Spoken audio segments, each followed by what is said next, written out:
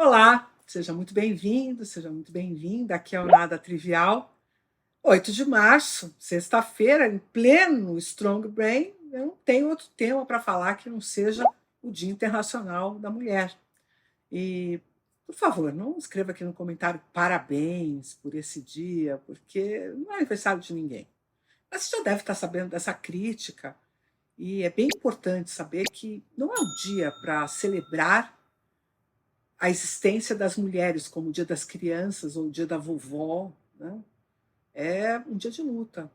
É um dia marcado por essa condição do feminino que, tendo as mesmas capacidades de compreensão do mundo que o masculino, obviamente guardadas as proporções da diferença, teve que se submeter a anos e mais anos, séculos e milênios de opressão por conta de um detalhe muito, quem sabe, apequenado, que é a força física, né? A quantidade de testosterona e de fibras musculares, porque não tem outra razão que não essa para que tenha existido esse fenômeno opressivo durante tanto tempo do elemento do masculino sobre o elemento do feminino. E eu falo elemento porque o elemento do feminino na natureza é o elemento da geração, né? Ainda que você tenha algumas espécies animais em que o macho é quem cresce a cria dentro de si, tem uns peixes que fazem isso e tudo mais, especialmente entre mamíferos, com esta relação específica da amamentação e do cuidado parental, né, que a gente chama de instinto materno, e também muitas aves, ficou a cargo do feminino essa estrutura, né, de desenvolvimento de sociedade baseada no cuidado. E a gente sempre vai se comprometer com o cuidado, né? Eu agora vivo, inclusive, um dilema pessoal. Eu tenho uma parente muito próxima, que está enfrentando uma condição de perda de capacidade cognitiva e não vai mais poder ficar morando sozinha, como ela ficava, né?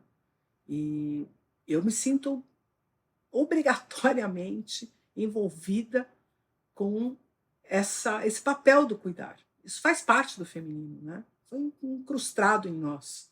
Eu não consigo pensar na hipótese de não cuidar dela. Não cabe para mim.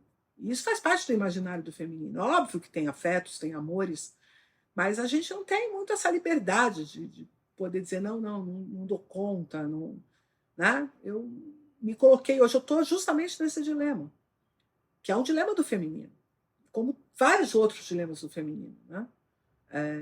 A própria questão da maternidade, eu tenho ouvido bastante gente discutindo nos podcasts como que a mulher se relaciona com essa ideia da maternidade, porque muitas vezes, ao optar pela maternidade, ela parece estar abrindo mão da sua carreira, da sua história, da sua própria vida. E eu não estou fazendo nenhum juízo de valor, não, tá?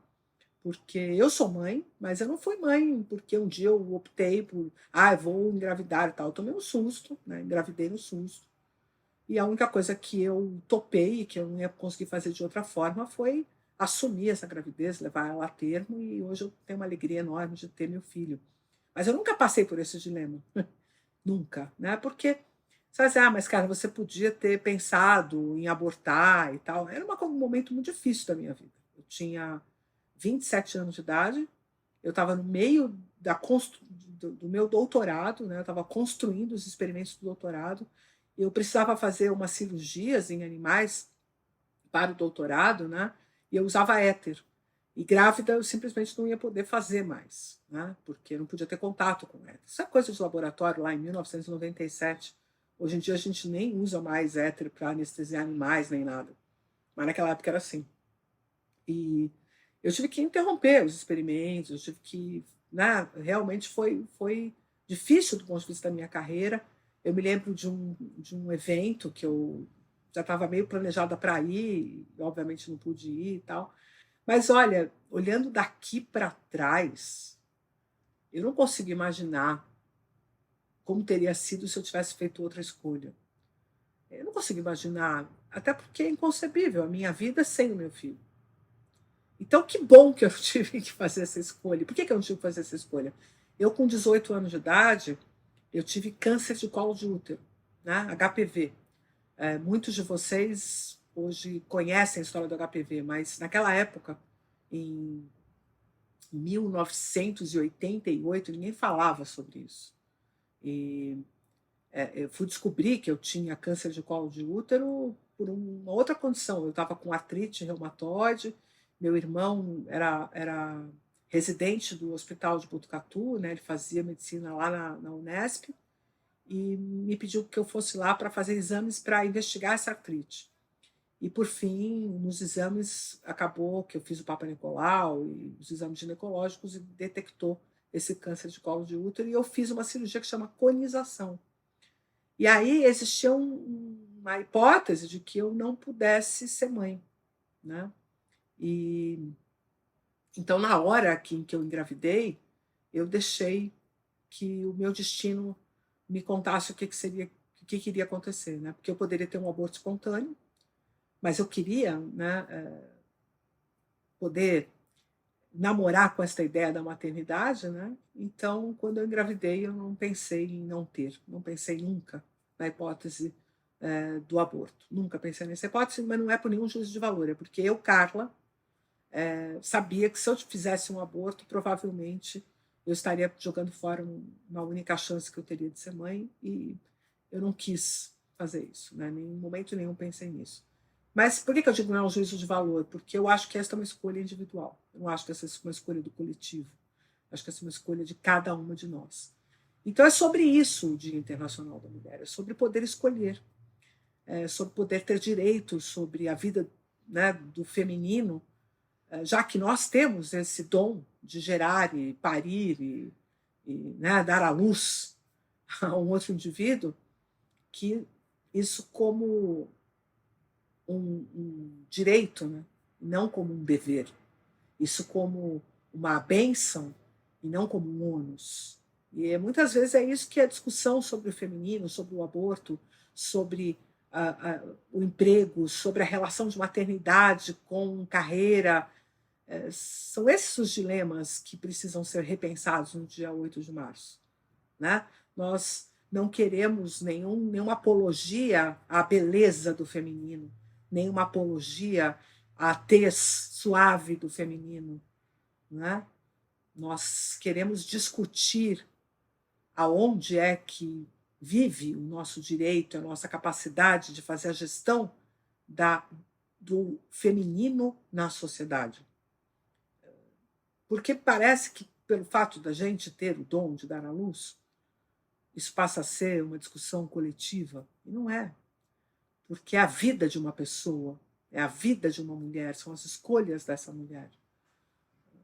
Então, hoje, eu não vou me alongar muito, porque senão ia ficar um vídeo para lá de ativista.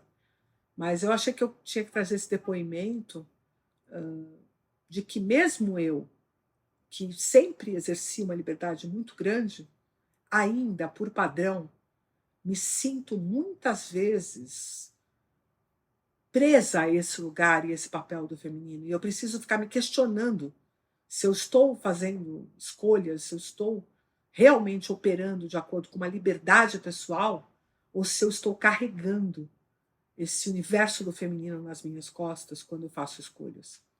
E essa é a reflexão que eu queria deixar, porque o feminino, né, não deveria ser um ônus que nós carregamos. O feminino deveria ser tão potente como o masculino é, nas suas características. E tanto o feminino quanto o masculino acabam vivendo ônus que não são próprios daquela existência. São muito provocados pela relação da sociedade com essas figuras. Então, a minha reflexão para esse 8 de março é o que nós podemos fazer, qual é a discussão que nós podemos ter para realmente alcançar uma esfera de liberdade de existência, uma liberdade de escolha, um livre-arbítrio que realmente faça valer para cada um de nós como indivíduos, na medida em que não fere, não ofende o outro e as escolhas do outro. Né? O universo do feminino precisa ter a sua potência resguardada em si, e não no que significa para a sociedade esse feminino. Eu acho que é sobre isso, dia 8 de março.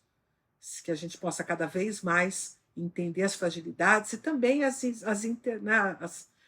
correlações, como é que chama isso? Interseccionalidades. Né? Porque, de novo, tem questões que afetam, para além dessas que são exclusivas do feminino, tem as questões de raça, então a mulher negra, né, o lugar que a mulher negra tem e a condição ainda mais complicada da mulher negra, que é clara, todo mundo já discutiu muito sobre isso, que é nítida, e a questão também, que também me afeta, que é a questão da orientação sexual. Né? O quão complicado é ser mulher e ainda assim não ter essa subordinação ao desejo e à relação com o homem, que acontece com as mulheres lésbicas, por exemplo, que gera uma porção de fantasias e de loucuras aí para o universo do masculino. Né?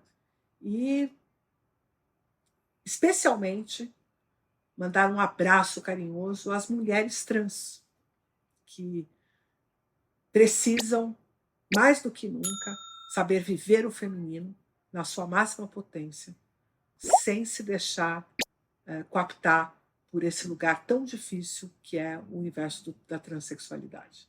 Então, fica aqui o meu manifesto no dia 8 de março pela liberdade do existir feminino.